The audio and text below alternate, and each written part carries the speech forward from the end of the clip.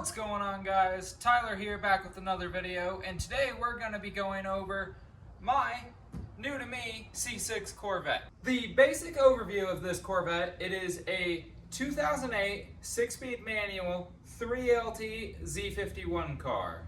I paid $25,000 for this car, and I bought it sight unseen from Texas. And today I want to take you through my post-purchase inspection of this vehicle and also give you some pointers to look out for in case you're in the market for a C6 Corvette. No car is without any flaws. After all, this is a 17-year-old vehicle.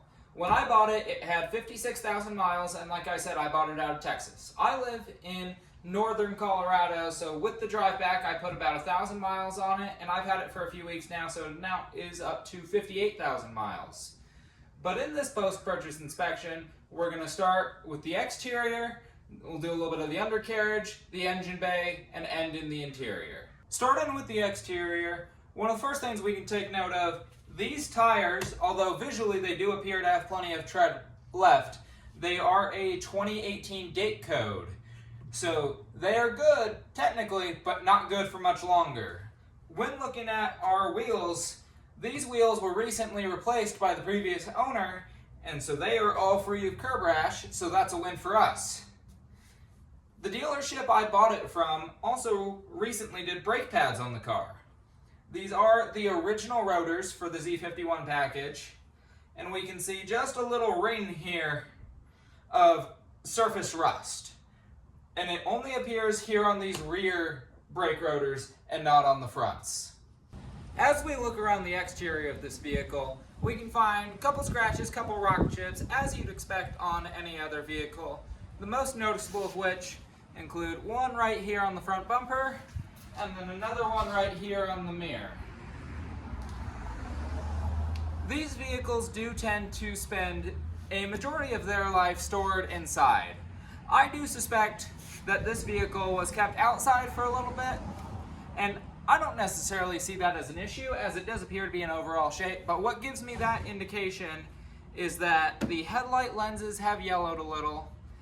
And before I picked it up, the dealership did pay for someone to come through and clean and resurface these lenses, which is better than they were before, but still not great. And another indication, when we look at the Corvette badge, this one here on the front has lost the majority of its redness, which we will be replacing in the future. This theme does continue onto the badge on the rear of the car, although it has not lost as much of its color, likely because this does not receive nearly as much direct sunlight as the front does. And then looking here on the rear spoiler, being that it's made out of plastic, it shows a little bit of fading that would be consistent with a little bit of outside storage. Just some things to look out for if you're looking for a Corvette of your own, or possibly for any other vehicle. One of the biggest surprises when I first got to lay eyes on this vehicle in person versus just seeing it in pictures is the condition of the undercarriage. Although it did get to live a great Texas life before coming home with me to Colorado, one thing to inspect is the air dam and the lower radiator support. The reason to check on these is the lower radiator support acts sort of like a skid plate, as it's one of the lowest points in the vehicle that would likely come into contact with a curb or with the street going through a big bump first. These are made out of aluminum, and they are meant to do some scraping, but if a bump that you go over is too big, it can cause either it to crack, bend, or one of the welds to snap, which is exactly what happened to this one. In whatever event caused that to happen, here on the driver's side, one of the welds snapped, and it also took with it part of the inner fender liner right here, and there's supposed to be a brake duct right here underneath the car. Well, everything is good and in contact on the passenger side. We've got a little bit of damage here on the driver's side that we'll be fixing. Another thing that I found as a surprise when I inspected the vehicle in person is this little rubber trim here around the headlight on the driver's side, possibly from whoever it was that tried to refinish these, didn't quite install it right, and now there's about ½ inch so of dead space, so I'll also be replacing that. A good area to inspect for the air dam and the lower radiator support is here from the front of the wheel well. Now, because my wheel well is damaged, you can see straight through and see the cracked lower radiator support, and down here the air dam is simply missing. You could also check this just head on from the vehicle, just laying on the ground. As we take a look into our engine bay, we can see the mighty LS3. The engine bay is nice and clean. We can see all our fluids, and upon just a visual inspection of each fluid, they did take the time to replace the brake pads, but they certainly didn't take time to replace the brake fluid, as that is nice and dark. It's another service we'll be doing to the vehicle. We can also see our belts are relatively fresh, in good condition, and of the proper tightness. And as we look here on the passenger side of the engine bay, we can see our fuse box, although just some surface scratches. Everything on the inside of it seems to be in good condition. And we can check our oil level over here. Here, looking at the battery, we can see some signs that there may have been some corrosion here in the past. And just looking around the area, it doesn't seem to have spread too far, but this is something to be quite cautious of, because the ECU sits right below the battery in these C6 Corvettes, and that can be a very costly or laborious repair to do, because it could, a mixture of ruin your ECU or your engine wiring harness. As we make our way inside, these vehicles use a paddle style button to open the doors, so it's good to check both doors that they both open and close with this button electronic release. One thing I did notice when getting in and out of the vehicle, and something to check on, is when I close it, pay close attention right here. See how much it moves around? This interior panel has two metal tabs here that it attaches to, and where those tabs attach to the rest of the door, the welds have snapped, so that's something we'll need to fix. No, it's not something major, but yes, it is a little annoying that every time you close the door, this vibrates pretty substantially. After performing our visual inspection of the engine bay, we're going to get in and start the vehicle, and we're going to listen for any sort of weird ticks, clanks, noises that we know shouldn't be there. You can also visually inspect and make sure that the harmonic balancer is still good, because if it's not good, you'll see that side-to-side wobble, as that's something that's known to wear out on these vehicles. It's important to let the person that you're possibly buying this from know that you would like the engine to be cold and not to have been ran for the past several hours, ideally overnight, so that way you can see when you start it how the oil pressure reacts, and that both the oil pressure, the coolant, that they come to operating temperatures and pressures accordingly.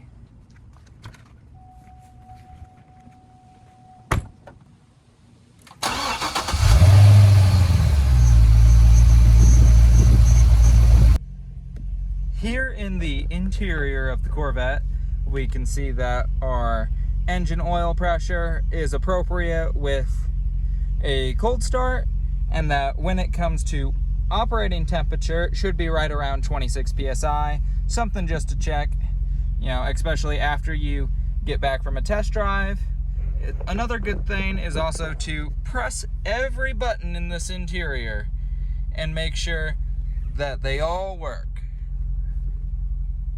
Little electrical gremlins are things that can occur, and with what we talked about before, with the possible leakage from the battery, that those could be indicators, if some of these electronics aren't working, that your wiring harness may not be so good. Like I said before, this is a 3LT interior package car, so we do have the heads-up display that you can see right there.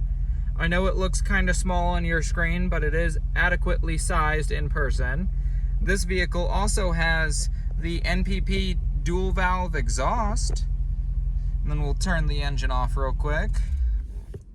But we can see, looking around, We have this carbon fiber-esque center cap on the steering wheel. We have the carbon fiber-esque center console. Here's our 6-speed manual.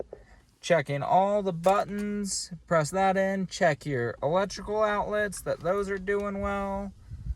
But overall, this interior seems to be in quite good shape. The only major flaw, or really more so minor flaw, I've noticed is you can see a little bit of peeling here on the A-pillar right there, but nothing too major. When looking around the rest of the cab, you see our Bose audio system. The passenger seat appears to be hardly used. I have my aux cord with a lightning adapter for the older style radio. There is a navigation radio option available even for the early models, but mine does not have that. And then as we peer into the trunk, nothing special to look at there, but a big empty clean space. The clips that hold the removable roof in place are in good condition. It's also good to inspect the gasket material for the removable roof, that's in good condition. That way nothing leaks on you. We got our mirror with OnStar, and we also have our programmable garage door opener. The driver's seat itself does appear to also be in relatively good condition, though you can see some creasing, but nothing too major. When I said to press every button, don't forget to inspect the seat itself. The motor for this seat, forward and back, works fine. You have your bolstering, that also works well, but these seats are supposed to adjust up and down. The passenger seat adjusts up and down just fine, but that's another flaw I found with this one, is my driver's seat does not adjust up and down. So that'll be another fix coming here in the future. Well, that is my C6 Corvette. I believe I covered a brief overview of everything and showed you all the flaws I've been able to find. Something that you would be able to do for any marketplace meetup or at any dealership, just to make sure that the vehicle you're looking at is in great health. I would love to hear your feedback if there's anything you think I missed that should be on this list. I'd also love to hear if you think I got a good, bad, or fair deal. Like I said, I paid $25 grand for this car, and I bought it out of East Texas because finding an LS3 6-speed manual car with this sort of mileage in northern Colorado is a task that felt near impossible. And I was willing to travel to get this one. But thank you all for watching. Please like, comment, and subscribe, and have a wonderful day.